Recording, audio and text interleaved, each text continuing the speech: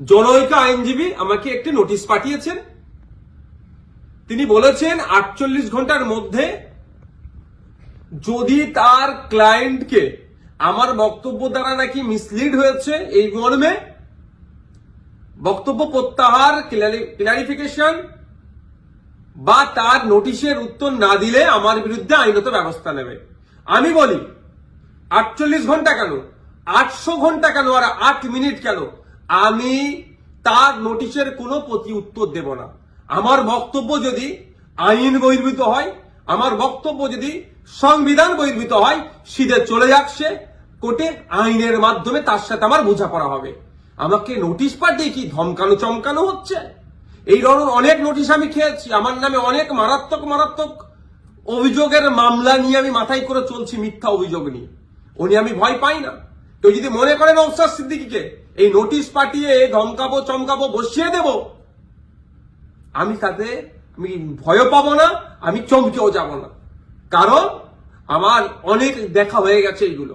কারণ আমি বলে যাই, আর কাকতলীয় ভাবে বলছি না, এটা বাস্তবিক হয়েছে।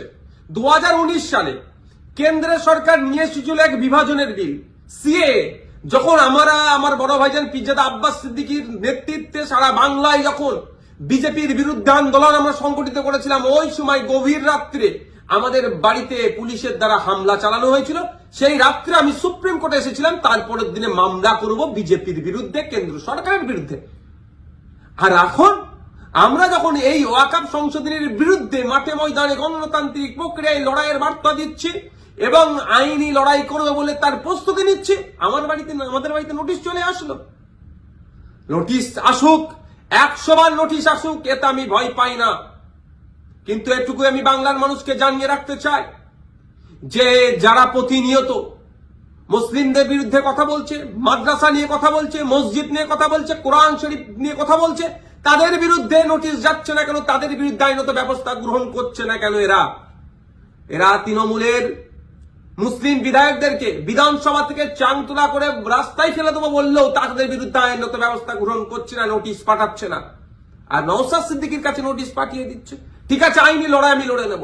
আমার আইনের যারা বিশেষজ্ঞ আছে, সম্মানীয় বিকাশ রঞ্জন ভট্টাচার্য স্যার এবং সম্মানীয় শামীম দ্বারা কথা বলেছি, তারা আমাকে বলেছে তো আপনার কাজ হচ্ছে রাজনৈতিক লড়াই লড়ে যাওয়া, বাকি আইনি দিকটা আমরা বুঝে নেব।